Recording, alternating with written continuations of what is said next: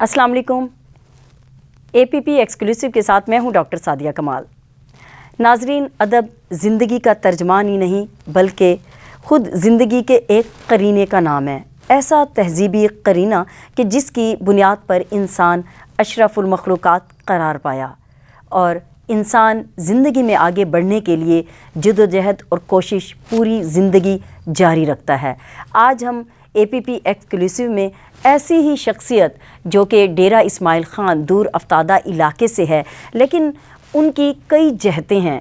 ना सिर्फ ये कि शायर, अदीब, नक़ाद, मुहक्किक और सबसे जो उनकी पसंद है मुझे ख़ासियत वो है उनका फ़ेमिनिस्ट होना, और इसके अलावा उर्दू का एकेडमिक चैनल उर्दू रस के नाम से चलाते हैं और 1 दर्जन से ज़ायद किताबों के मुसन्निफ़ हैं। और ऐसी अछूते मौज़ूआत उन्होंने अपनी किताबों के दिए हैं कि आज आप ख़ुद भी हैरान हो जाएंगे। हमारे साथ तशरीफ़ रखते हैं डॉक्टर तारिक हाशमी। बहुत शुक्रिया डॉक्टर तारिक हाशमी, आप तशरीफ़ लाए। Doctor Tariq Hashmi associate professor हैं GC फैसलाबाद यूनिवर्सिटी में, और इसके अलावा मुदीर हैं ज़बान व अदब के। अदब के हवाले से इनका नुमाया नाम और नुमाया काम है। डेरा इस्माइल ख़ान का दूर अफ्तादा इलाका और वहाँ का एक बच्चा, जहाँ पे हम कहते हैं कि अगर हम 3 दहाइयाँ पीछे चले जाएं या 4 दहाइयाँ पीछे तो कोई पढ़ाई का रिवाज भी नहीं होता होगा, और वो बच्चा जद्दोजहद कोशिश करके इतनी जहतों का मालिक बनता है और एक मुल्क की नामवर यूनिवर्सिटी में ना सिर्फ पढ़ाता है बल्कि अदब में एक नुमाया मकाम हासिल करता है। कैसे ये हुआ? सबसे पहले तो शुक्रिया कि आपने मुझे स्टूडियो में बुलाया। बात यह है कि मैं ये समझता हूँ कि ज़िंदगी असल में जद्दोजहद का नाम है। ये जो अभी आपने 3 दहाइयाँ पहले की बात की है, हम बहुत पीछे चले जाएं तो ज़िंदगी के बारे में एक तसव्वुर था कि फ़लाँ मुंह में सोने का चम्मच लेके पैदा हुआ है। फिर हमारे यहाँ लफ्ज़ियात होती हैं, ये कमी है, ये मुसल्ली है, ये गरीब है, ये भूखा बंगाली है, इस तरह के हमारे यहाँ अल्फाज होते हैं। मैं समझता हूँ कि अब हम उस मलूकियत और जागीरदारी फ़ज़ा से बाहर आ गए हैं। अब ज़िंदगी जद्दोजहद का नाम है। जो शख्स जोहद करेगा, जो बंदा कोशिश करेगा, वो आगे बढ़ेगा। वो एक शेर है कि निहाल इस गुलिस्तान में जितने बढ़े हैं हमेशा वो नीचे से ऊपर चढ़े हैं। तो अगर आपके अंदर क़ुव्वत नमू है, अगर आपके अंदर तरक्की की उमंग है, तो आप किसी छोटी सी बस्ती में पैदा हुए हैं, आप किसी छोटी सी कोठरी में पैदा हुए हैं, इससे कोई फ़र्क नहीं पड़ता, आप आगे बढ़ सकते हैं। आपके लिए ज़िंदगी के रास्ते कुशादा हैं, खुले हैं। तो डॉक्टर हाशमी, इसको हम यूँ कह सकते हैं कि ज़िंदगी में जो कमियां होती हैं वो भी कहीं आप में एक आगे बढ़ने का आपके अंदर एक पैदा करती हैं कि आपने आगे बढ़ना है, तो वो आपको आगे ले जाती हैं। तो डॉक्टर हाशमी, ये भी पूछना चाहूँगी कि आपने इंस्पायरेशन किससे ली है? मेरी इंस्पायरेशन एक ऐसी खातून है जो एकेडमिकली आप कह सकते हैं कि अनपढ़ है, लेकिन मैं समझता हूँ कि ये जो माँ होती है ना, ये किसी हयातियाती अमल से नहीं बनती, किसी बायोलॉजिकल प्रोसेस से नहीं बनती। माँ जो होती है ये सीरत व किरदार का नाम होता है। मेरी इंस्पायरेशन मेरी वालदा हैं, मेरी माँ है। आपकी वालदा तो यकीनन वो भी पढ़ाती होंगी जिस तरह से आप 2 दहाइयों से पढ़ा रहे हैं। हाँ, मैं उनके नाम के साथ डॉक्टर ग़ुलाम रुकैया बीबी लिखता हूँ, लेकिन उनकी पढ़ने की सूरत हाल ये है कि वो सिर्फ कुरान शरीफ पढ़ सकती हैं या बच्चों के नाम पढ़ सकती हैं। अच्छा, वाह। अच्छा, तो आपकी CV में भी मैं देख रही हूँ कि लिखा हुआ है कि वल्द डॉक्टर ग़ुलाम रुकैया बीबी व मोहम्मद मकसूद। हाँ, तो मैं समझता हूँ कि ये भी एक मर्दों की जो एक सुपरमेसी रही है ना पूरी इंसानियत पे, कि हम मर्द हैं तो हम ही किसी के CV में उसके सरपरस्त होने का इस्तेहकाक रखते हैं। मैंने अपने CV में अपनी माँ का नाम मैं पहले लिखता हूँ, यानी तारिक हाशमी, वल्द डॉक्टर ग़ुलाम रुकैया बीबी ओ मोहम्मद मकसूद। अच्छा, मैं आप अपनी CV में अपनी वालदा का नाम पहले लिखते हैं और आपने डॉक्टर का भी उनको दे दिया है लक़ब? या मेरा जिस दिन PhD डिफेंस था तो मेरी वालदा मेरे सामने बैठी थी, मैंने वहीं ऐलान किया कि मैं अपने नाम के साथ डॉक्टर नहीं लिखा करूँगा। मेरी डॉक्टरेट की डिग्री जो है वो मेरी माँ के लिए है। वाह, हाँ, ज़बरदस्त। तो आपने PhD की है और PhD का आपका मौजू उर्दू गज़ल नई तश्कील रहा है जी। ये नई तश्कील कैसे? देखिए, एक तो इर्तिका वो होता है कि एक दौर में एक शायर ने गज़लें कही हैं, बहुत सारे ग्रोह जो है वो मिलकर एक दबिस्तान के सूरत में وہ شعر کہہ رہے ہیں، اچھے اچھے شعر کہہ رہے ہیں، لیکن کچھ شاعر ایسے ہوتے ہیں کہ جو بڑی ایک جرت سے کام لیتے ہوئے جو عہد حاضر کا ایک اسلوب ہوتا ہے اس سے گریز کرتے ہوئے کچھ نئی لفظیات دیتے ہیں، کچھ نیا اسلوب دیتے ہیں، کچھ نیا خیال دیتے ہیں۔ تو وہ شعراء کہ جنہوں نے غزل کے لیے جرت مندانہ کام کیے، یعنی آپ دیکھیے کہ میر نے اپنے عہد میں کچھ جرت مندانہ کام کیے زبان کے حوالے سے، پھر غالب نے کیا، پھر اقبال نے کیا۔ اچھا، یہ میں صرف مشہور نام نہیں لے رہا، یعنی میں نے اپنے تھیسس میں درآدم خیل کے ایک شاعر تھے قاسم علی خان آفریدی، میں نے ان کے کلام کو بھی کور کیا کہ اگر ایک شخص پہاڑوں میں بیٹھا ہے اور وہ کہیں دکن چلا گیا ہے تو اس نے غزل کے ارتقاء میں کیا کام کیا۔ اس طرح جدید شاعری میں دیکھتا ہوں ظفر اقبال ہیں، ثروت حسین ہیں، غلام محمد قاصر ہیں، بہت سارے ایسے شعراء ہیں۔ تھوڑا سا پیچھے چلے جائیں تقسیم کے بعد ناصر کاظمی ہیں۔ تو جن لوگوں نے غزل میں کوئی نیا کام کیا، غزل کے سٹرکچر کو بدلنے کی ایک تخلیقی کوشش کی، تو یہ میرا جو کام ہے یہ ان شعراء کے کاوشوں پر ہے۔ تو یہ آگے کے لیے جو نئی نسل ہے ان کو کیا موضوع دیتا ہے کہ وہ آگے اس کے لیے کام کریں؟ دیکھیے، یہ جو موضوع ہے اس کو جب طالب علم پڑھتے ہیں تو انہیں اندازہ ہوتا ہے کہ محض جو ایک مقبولیت ہوتی ہے وہ کافی نہیں ہوتی ہے۔ آپ دیکھیے کہ اپنے عہد میں غالب جو تھے وہ مقبول نہیں تھے۔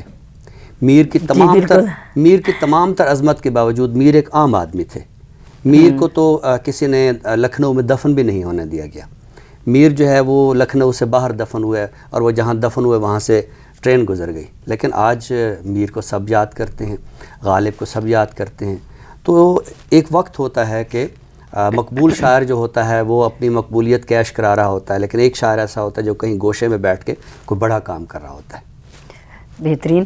تو آپ شاعر ہیں، ادب کے استاد ہیں، ایک رسالے زبان و ادب کے مدیر ہیں، براڈ کاسٹر بھی ہیں، اتنا اچھا آپ اردو رس پروگرام کرتے ہیں اور اس میں اتنے اچھے اچھوتے اور موٹیویشنل آپ موضوعات لاتے ہیں کہ وہ میرے لیے خود نئے ہوتے ہیں اور میں بہت محظوظ ہو رہی ہوتی ہوں اور بہت انفارمیشن علم لے رہی ہوتی ہوں۔ تو اتنی ساری مصروفیات نبھاتے کیسے ہیں آپ؟ یہ جو زندگی ہے نا، اس کو آپ مضامین میں، کتابوں میں، بڑے بڑے مذاکروں میں آپ ڈیفائن کر سکتے ہیں کہ زندگی کیا ہوتی ہے، لیکن زندگی کو اگر آپ کسی ایک لفظ میں اگر آپ اس کی تشریح کرنا چاہتے ہیں نا، تو میں سمجھتا ہوں کہ زندگی حرکت کا نام ہے، کہ آپ متحرک رہیں، ہم عدم متحرک رہیں۔ دیکھیں اس وقت میں بول رہا ہوں، آپ میرے ساتھ گفتگو کر رہی ہیں، ہماری پلکیں حرکت میں ہیں، ہمارے ہونٹ حرکت میں ہیں، ہمارا وجود حرکت میں، ہمارے ہاتھ حرکت میں ہیں۔ تو اس کا مطلب یہ ہوا کہ حرکت اصل میں زندگی ہے۔ جب آپ مر جاتے ہیں تو پھر آپ ساکن ہو جاتے ہیں۔ تو جب تک آپ زندہ ہیں آپ حرکت کا ثبوت دیتے رہیں، ہم عدم آپ متحرک رہیں، اور جب آپ ہم عدم متحرک رہیں تو وہ جو ایک ہوتا ہے نا کہ پیسہ پیسے کو کھینچتا ہے، ایک ہمارے ہاں یعنی جاگیردارانہ قسم کی ہمارے ہاں ضرب الامثال بہت زیادہ ہیں۔ میں سمجھتا ہوں ایکٹیویٹی کو کھینچتی ہے، تخلیقیت کو کھینچتی ہے۔ جب آپ ایک کام کر رہے ہوتے ہیں تو دوسرا کام آپ کو خود بخود اپنی جانب کھینچتا ہے۔ اور میں سمجھتا ہوں کہ کام میں مسرور رہنا، کام میں خوش رہنا، وہ مجھے کیا کہتے ہیں، میں نے BA میں ایک مضمون پڑھا تھا ورک کے نام سے، انگریزی میں تھا ورک۔ اس میں ایک جملہ مجھے بڑا یاد رہ گیا، یعنی میں نے اپنی جو نصابی کتابیں ہیں انہیں بھی اپنے وجود میں کیا کہتے ہیں جذب کیا ہوا ہے۔ تو اس میں ایک تھا کہ کوئی بھی کام اکتا دینے والا ہو سکتا ہے، لیکن وہ فراغت سے کم اکتا دینے والا ہوتا ہے۔ جب آپ فارغ ہوتے ہیں نا، اس وقت جو اکتاہٹ ہوتی ہے نا، اس سے وہ اکتاہٹ کم ہے۔ کوئی کام کتنا ہے جو ہم ایک لفظ بولتے ہیں نا بورنگ ہے، تو جو فراغت کی بورنگ ہوتی ہے نا وہ اس سے کم ہوتی ہے۔ تو آپ اپنے کام میں مسرور رہیں، حرکت میں رہیں، تو آپ چیزوں کو، بہت ساری چیزوں کو آپ مینج کر سکتے ہیں۔ اچھا، زندگی حرکت کا نام ہے آپ نے کہا، اور عدم حرکت جو ہے بہت ساری مصیبتوں اور پریشانیوں کو لاتی ہے، بلکہ آپ کی زندگی بھی کہیں سکوت چھا جاتا ہے، آگے نہیں بڑھ سکتی، جمود ہوتا ہے زندگی میں۔ تو ایک عدم حرکت، اور آج کل عدم برداشت بہت چل رہی ہے، تو آپ بحیثیت شاعر یا بحیثیت ادیب کیا سمجھتے ہیں کہ عدم برداشت میں ادب کا کیا کردار رہا ہے اور اب کیا ہونا چاہیے؟ دیکھیے ڈاکٹر سعدیہ صاحبہ، ہم اس وقت اسٹوڈیو میں بیٹھے ہیں، یہ صحافت کا مرکز ہے۔ میں سمجھتا ہوں، اور اسے جو میرے صحافی دوست سن رہے ہیں، میرے اس جملے کو سن کر کوئی زیادہ سینسٹیو بھی نہ ہو، یعنی وہ بھی بات یہ ہے کہ ہماری صحافت جب سے ادب سے دور ہوئی ہے، یعنی آپ دیکھیے نا، اب چونکہ معاملات کھل گئے ہیں، آپ کہیں بھی بیٹھ کے اپنا چینل کھول لیں، آپ 2 کتابیں پڑھ لیں، آپ ایک مائک اٹھا لیں، آپ ایک کیمرہ اٹھا لیں، تو آپ ایک جرنلسٹ ہو گئے۔ مجھے کسی یعنی صحافت کی فضا پہ میں طنز نہیں کرنا چاہ رہا، لیکن آج کل آپ دیکھیے جو ہمارے مذاکرے ہوتے ہیں، ہماری جو گفتگویں میڈیا سے نشر ہوتی ہیں، ان میں ادب کہیں غائب ہو گیا ہے۔ جب تک کہ ہمارا صحافی ادب کا مطالعہ کرتا تھا، اور صرف صحافی نہیں، ہمارا سیاستدان بھی، جب تک وہ کتاب کا مطالعہ، دیکھیں ہم نے یہ جو پاکستان بنایا ہے، ٹھیک ہے یہ قائد اعظم محمد علی جناح کی جد و جہد سے بنا ہے، لیکن اس کے پیچھے ایک شاعر ہے، اس کے پیچھے اہل قلم ہیں، اور دنیا بھر کی آپ تحریکیں دیکھیں، جتنے بڑے بڑے انقلابات آئے ہیں، تو انقلاب لانے والا جو رہنما ہوتا ہے وہ آگے ہوتا ہے، اس کے پیچھے ایک فکری رہنما ہوتا ہے، جو ادیب ہوتا ہے، جو شاعر ہوتا ہے۔ میں سمجھتا ہوں کہ اس وقت بہت ضرورت ہے اس امر کی کہ ہم کوئی پروگرام کریں، کوئی گفتگو کریں، تو ہم اس میں جو ادب کا ذائقہ ہے اس کو زندہ کریں، اور جب تک ادب کا ذائقہ زندہ رہے گا، معاشرے میں کسی صورت بھی جو عدم برداشت کی ثقافت ہے وہ نہیں پھیلے گی۔ اس وقت بہت ضرورت ہے اس بات کی کہ طالب علموں کو، اساتذہ کو، معاشرے کے افراد کو برداشت کی طرف آپ لے کے آئیے۔ ڈاکٹر ہاشمی، آپ نے جو 1 درجن سے زائد کتابیں لکھی ہیں، اس میں آپ نے غزل ہے، نظم ہے، اور اس کے علاوہ کئی شخصیات پہ بھی آپ نے کام کیا ہے، محاسن کلام غالب پہ کام کیا ہے، نیلی شال میں لپٹی دھند، یعنی اتنے اچھوتے اچھوتے موضوعات آپ نے، جیسے جدید نظم کی تیسری جہت، اور اسی طرح آپ نے ایک جو موضوع جو چنا ہے اس میں ہے کہ دل 10واں سیارہ ہے۔ دل واقعی 10واں سیارہ ہے، یہ کیا ہے؟ ہاں، دل 10واں سیارہ ہے، اور آپ دیکھیے کہ 9 سیارے جو ہے وہ دریافت ہوئے ہیں، اور اس میں جب میری یہ کتاب آئی تھی نا، تو ان دنوں ایک ناسا کی طرف سے خبر آئی تھی کہ ایک 10واں سیارہ بھی دریافت ہوا ہے، تو مجھے بہت سارے دوستوں نے کہا کہ اب آپ کی کتاب کا نام کا جو جواز ہے وہ کیا ہے؟ تو بات یہ ہے کہ یہ جو 10 ہوتا ہے نا، آپ دیکھیے کہ ریاضی میں جو سب سے بڑا ہندسہ ہوتا ہے وہ 9 ہوتا ہے۔ جب آپ 10 لکھتے ہیں تو آپ ایک بار پھر پیچھے پلٹ جاتے ہیں، آپ ایک بار پھر پیچھے جانے پلٹ کے دیکھتے ہیں۔ تو 9 جو ہے نا، یہ میں سمجھتا ہوں ہماری زندگی کا جو ایک مادی اور ریاضیاتی حصار ہے نا، یہ اس کا نام ہے۔ جب آپ مادی اور ریاضیاتی حصار سے باہر جانا چاہتے ہیں تو پھر آپ کو دل ایسا کرا ملتا ہے جہاں زندگی ایک اور تہذیب اور ایک اور ثقافت سے آشنا ہوتی ہے۔ تو یہ میرا پہلا شعری مجموعہ ہے، دل 10واں سیارہ ہے، اور اسی وجہ سے میں نے اپنے دوسرے مجموعے کا نام بھی دستک دیا دل رکھا ہے، کہ اب انسانیت جو ہے وہ اس مادی دنیا سے باہر آ کے روحانی دنیا پہ دستک دینا شروع ہو گئی ہے۔ ڈاکٹر ہاشمی، عہد حاضر میں شاعری کی ضرورت کیا ہے؟ ہمارے بڑے اساتذہ یعنی میں ایک نام تھے خلیل رام پوری، ان کا ایک بہت اچھا شعر میں اپنے طالب علموں کو بھی بہت سناتا ہوں، اور کہیں بھی شاعری کی ضرورت پہ بات ہوتی ہے تو میں وہ شعر ضرور پڑھتا ہوں کہ شاعری نے مجھے انسان بنایا ہے خلیل، شاعری نے مجھے انسان بنایا ہے خلیل، میں وہ شیشہ تھا کہ دنیا سے چمکتا ہی نہ تھا۔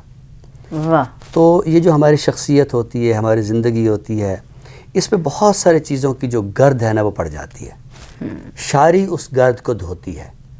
شاعری جو ہے ہمیں شعور سے لاشعور کی طرف لے کے جاتی ہے، ایک شعوری زندگی کے جو ہم زندگی کو ایک بالکل میتھمیٹیکل طریقے سے ہم گزار رہے ہوتے ہیں، زندگی کو ایک بھاگ دوڑ ہوتی ہے، ایک نفسا نفسی ہوتی ہے۔ میں سمجھتا ہوں کہ عہد حاضر میں تو شاعری کی بہت زیادہ ضرورت ہے۔ ابھی جو آپ نے سوال کیا تھا کہ عدم برداشت کا کلچر ہے، تو شاعری آپ کی زندگی میں ایک توازن پیدا کرتی ہے، شاعری آپ کی شخصیت میں ایک توازن پیدا کرتی ہے۔ جب آپ ایک شعر پڑھتے ہیں، آپ ایک غزل سنتے ہیں، اور جب میں شعر یا غزل کی بات کر رہا ہوں تو یہاں ان لفظوں کو ان معنوں میں بھی نہ لیجئے کہ شعر ہے تو وہ 2 مصروں کا شعر ہے، یا غزل ہے تو چند اشعار۔ میں کہنا یہ چاہتا ہوں کہ ہمیں آرٹ کی جانب جانا چاہیے۔ جو آرٹسٹ ہوتا ہے، چونکہ شاعری جو ہے یہ تمام فنون کی ماں ہے ایک لحاظ سے، وہ میں ایک اپنے طالب علموں کو ایک جملہ سناتا ہوں کہ مصوری جو ہوتی ہے یہ رنگوں کی زبان ہوتی ہے، رقص جو ہے یہ اعضاء کی زبان ہوتی ہے، موسیقی جو ہے یہ سروں کی زبان ہوتی ہے، واہ، لیکن شاعری جو ہے یہ زبانوں کی زبان ہوتی ہے۔ واہ واہ، جب آپ کے پاس شاعری زبانوں کی زبان ہے، جب آپ کچھ نہیں کہہ سکتے ہیں تو پھر آپ شعر کا سہارا لیتے ہیں۔ تو آج کل تو آپ جانتے ہیں مکالمے ہی کی کمی ہے، تو شاعری آپ کو مکالمے کی طرف لے کے جاتی ہے۔ تو آپ کی پسندیدہ صنف کون سی ہے؟ کیونکہ آپ نے غزل پہ کام کیا ہے، نظم ہے، تو آپ کی میری پسندیدہ صنف غزل ہے۔ غزل آپ کی اور غزل اس لیے مجھے پسندیدہ ہے کہ غزل جس فارمیٹ میں ہوتی ہے اس کے اندر آپ کو ایک جمہوری آزادی ہوتی ہے، آپ جمہوری طور پر آزاد ہوتے ہیں کہ آپ کسی بھی شعر میں کوئی بھی آپ بات کر سکتے ہیں۔ یہ سہولت آپ کسی اور صنف میں نہیں لے سکتے۔ آپ نظم کی کوئی بھی صنف اختیار کریں گے تو عنوان سے لے کر تو نظم کی اختتام تک آپ ایک زنجیر میں بندھے ہوتے ہیں۔ غزل آپ کو ایک جمہوری رویہ دیتی ہے کہ آپ کسی بھی شعر میں زندگی کا کوئی بھی آپ موضوع جو ہے وہ بیان کر سکتے ہیں، تو مجھے اس لحاظ سے غزل بہت اچھی لگتی ہے۔ اچھا، اگر میں آپ سے کہوں کہ آپ ایک اپنے آپ کو چنیں کہ آپ اپنے آپ کو سب سے زیادہ کیا کہلوانا پسند کریں گے؟ شاعر، ادیب، نقاد، محقق، فیمنسٹ، اردو کے استاد، یا ابھی آپ ایک اکیڈمک چینل جو ہے اس کو بھی چلا رہے ہیں ایک براڈ کاسٹر کے طور پر، تو آپ کون سی اس جہت کو چننا چاہیں گے؟ میں سمجھتا ہوں یہ جہتیں بالکل الگ الگ نہیں ہیں، اور شاعر ہونا ایک ایسی جہت ہے کہ اس کے اندر ساری جہتیں سما جاتی ہیں۔ واہ، زبردست۔ شاعر ایک استاد بھی ہوتا ہے، شاعر زندگی کی جستجو میں ہوتا ہے تو محقق بھی ہوتا ہے، یعنی شاعری زبانوں کی زبان ہے، یہ آپ اسی کو مزید اسٹرینگتھن کر رہے ہیں۔ جی بالکل۔ تو ڈاکٹر ہاشمی، ادب کے استاد اور کسی دوسرے مضمون کے استاد میں کیا فرق ہے؟ یہ رویہ میں نے اپنے طالب علموں میں دیکھا ہے کہ خصوصاً اب تو میں یونیورسٹی میں پڑھاتا ہوں، لیکن جب پڑھانا شروع کیا تھا تو اس وقت ہم کہیں اسکول میں تھے یا کالج میں تھے تو اس میں دیگر مضامین کے اساتذہ بھی ہوتے تھے۔ میں نے ایک بات بطور خاص طالب علموں میں محسوس کی ہے کہ وہ اردو اور انگریزی یعنی ادب کے استاد کے ساتھ جو ایک لگاؤ یا وابستگی محسوس کرتے ہیں وہ کسی اور مضمون کے استاد کے ساتھ نہیں کرتے ہیں۔ یعنی وہ کیمسٹری جس سے پڑھتے ہیں تو وہ اس سے کیمسٹری سیکھتے ہیں، جس سے فزکس پڑھتے ہیں اس سے فزکس سیکھتے ہیں، لیکن ادب کے استاد سے یہ سمجھتے ہیں کہ اس کو زندگی آتی ہے، میں نے اس سے زندگی سیکھنی ہے۔ تو وہ مجھ سے شعر پڑھ رہے ہوں یا مجھ سے ناول پڑھ رہے ہوں یا مجھ سے افسانہ پڑھ رہے ہوں تو وہ مجھ سے بعض اوقات ایسے بھی سوال کر دیتے ہیں جن کا تعلق فلسفے سے ہوتا ہے، جن کا تعلق تصوف سے ہوتا ہے، جن کا تعلق سیاست سے ہوتا ہے۔ یعنی یہ سوال وہ کسی اور مضمون کے استاد سے نہیں کرتا، یہ سوال خالصتاً وہ ادب کے استاد سے کرتا ہے۔ یعنی ادب میں تمام مضامین سموئے ہوتے ہیں اور میں سمجھتا ہوں اس لحاظ سے ادب کے استاد کو اپنی زیادہ ذمہ داری جو ہے وہ محسوس کرنی چاہیے۔ ڈاکٹر ہاشمی، آپ ایک استاد ہیں لیکن اب آپ ایک چینل اردو رس کے نام سے چلاتے ہیں، تو کیا کلاس میں کوئی تشنگی رہ جاتی ہے؟ کوئی آن لائن ٹیوشن کا شوق بھی ہے آپ کو؟ بہت سارے لوگ پڑھنا بھی چاہتے ہیں نا۔ نہیں، یہ جو اردو رس میں نے شروع کیا ہے اصل میں اب ہم چونکہ ایک لحاظ سے پبلک فگر بھی بن گئے ہیں اور میرا تعلق چونکہ ڈیرہ اسماعیل خان سے ہے، میں لاہور رہا، درمیان میں بھکر میں پڑھتا رہا، بہت عرصہ میں نے پشاور میں پڑھایا، تو اب شاگرد جو ہے نا وہ تقریباً پورے ملک میں ہی ہیں اور بیرون ملک بھی دوست احباب ان کے جو بچے ہیں جو پڑھ رہے ہیں وہ جانتے ہیں۔ تو مجھے کئی مواقع پر اس طرح کی ایک فرمائش آئی، ایک یوں سمجھے کہ خواہش کا اظہار کیا گیا کہ سر ہم آپ سے کچھ سیکھنا چاہتے ہیں۔ تو میں نے یہ محسوس کیا کہ میرے وہ طالب علم جو میرے سامنے کلاس میں بیٹھے ہوتے ہیں ان کو تو میں کچھ نہ کچھ سکھا لیتا ہوں، پڑھا لیتا ہوں، تو جو طالب علم میرے شہر میں نہیں ہے یا میرے ادارے میں نہیں ہے، اگر وہ مجھ سے کچھ سیکھنا چاہتے ہیں تو چلیے یہ ایک میرے پاس ایک پلیٹ فارم ایسا ہونا چاہیے۔ اور مجھے خوشی ہے کہ اردو رس جو ہے بطور اکیڈمک چینل بہت کامیاب رہا ہے اور طالب علموں کا، اساتذہ کا جو اس پر رسپانس ہے وہ بھی بہت اچھا رہا۔ تو نئی نسل کے لیے ہم یہ سمجھنا چاہیں گے کہ ایک ادب کا استاد نئی نسل کے لیے کیا میسیج دیتا ہے؟ دیکھیے، نئی نسل کے لیے کم از کم ذاتی طور پر میرا تو ایک پیغام یہ ہے۔ آپ استاد کی حیثیت سے دینا چاہیں گے یا شاعر کی حیثیت سے؟ ظاہر شاعر کی حیثیت سے، اور اس کے اندر میں تو ہم آپ سے غزل بھی سنیں گے۔ میں آپ کو کلام انشاءاللہ آپ کی نظر کرتا ہوں، لیکن جیسے میں نے کہا کہ شاعر کی حیثیت میں ساری باتیں آ جاتی ہیں۔ ہاں، تو ایک چیز میں نے نوٹ کی ہے اور وہ میں طالب علموں کو ضرور کہنا چاہتا ہوں کہ زندگی کے لیے کبھی بھی مختصر راستہ نہ چنیں. شارٹ کٹ کا جو ایک لفظ ہوتا ہے نا، شارٹ کٹ نہ تلاش کریں. ایک تو بدقسمتی سے ہماری پوری زندگی میں نا اب شارٹ کٹ آ گیا، یعنی ہم کھانا کھانا چاہتے ہیں تو ہمیں سینڈوچ برگر بنا بنایا مل جاتا ہے، ہم فٹافٹ اس کو کھا لیتے ہیں. ہمارے پاس یعنی جب ہم طالب علم تھے تو ہم تو پیدل جاتے تھے، زیادہ سے زیادہ سائیکل ہوتی تھی. اب تو بچوں کے پاس اپنی موٹر سائیکل ہوتی ہے، اپنی گاڑی. تو لیکن زندگی بھی تو تیز ہو گئی ہے نا، ہونے دے، اس سے کچھ فرق جو نہیں پڑتا. ٹیکنالوجی اور گلوبلائزیشن ہے. دیکھیے تو میں اس میں پھر ہم مقابلہ کیسے میں یہ کریں گے؟ کرنا چاہ رہا ہوں کہ آپ کو جو سہولتیں ملی ہیں آپ ان سے استفادہ کریں. زندگی کی سہولتوں سے استفادہ کرنا یہ ایک اور چیز ہے، لیکن ہم شارٹ کٹ کی تلاش میں رہنا. اب میں کھل کے اگر کہوں، طالب علم جو کہتے ہیں کہ ہم راتوں رات امیر ہو جائیں، ہمیں بہت اچھی نوکری فوراً مل جائے. یعنی میں آج یونیورسٹی کا پروفیسر ہوں تو میں کسی وقت پرائمری اسکول کا استاد بھی تھا، میں کسی وقت ایک چھوٹے سے پرائیویٹ ادارے میں پڑھا رہا تھا. تو شارٹ کٹ جب آپ ڈھونڈتے ہیں تو پھر آپ خود بھی ناکام ہوتے ہیں اور دوسروں کے لیے بھی آپ گمراہی کے راستے نکالتے ہیں. صحیح. تو آپ کی غزل؟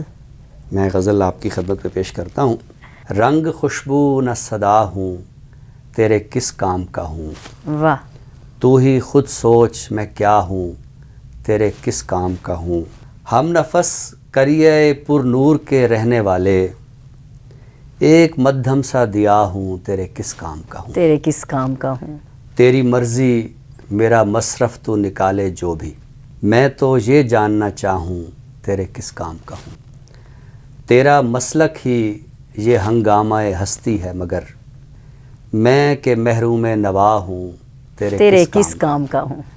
تو جو اس پار کھڑا ہے تو مجھے کیا تارک، میں جو اس پار کھڑا ہوں تیرے کس کام کا ہوں. واہ واہ واہ. میں جو اس پار کھڑا ہوں تیرے کس کام کا ہوں. رنگ خوشبو نہ صدا ہوں، تیرے کس کام کا ہوں. تو ہی خود سوچ میں کیا ہوں، تیرے کس کام کا ہوں. بہت شکریہ ڈاکٹر طارق ہاشمی، بہترین آپ نے اپنی غزل سنائی. بہت شکریہ کہ آپ اے پی پی کے اس انٹرویو کے لیے تشریف لائے. بہت مہربانی ڈاکٹر طارق ہاشمی آپ کی. آپ کا بھی شکریہ. آپ نے associate professor doctor Tariq Hashmi کی بہت ہی خوبصورت گفتگو سنی کہ زندگی حرکت کا نام ہے اور حرکت نہ ہو تو زندگی بھی ختم ہو جاتی ہے اور اس کا کوئی بھی مقصد نہیں رہتا. تو اسی طرح سے ان کی زندگی کی بہت ساری جہتیں ہیں. ہر انسان چاہے وہ کسی نسل، زبان یا علاقے سے تعلق رکھتا ہو، لیکن جب تک وہ زندگی میں محنت، جدوجہد، کوشش کو نہیں لائے گا تو وہ زندگی میں آگے نہیں بڑھ پائے گا. ڈاکٹر سعدیہ کمال کو ڈاکٹر طارق ہاشمی کے اس شعر کے ساتھ اجازت دیجیے گا. کوئی پیغام مسلسل ہے میری خاک کے نام، ایک ستارہ بڑی مدت سے مجھے دیکھتا ہے.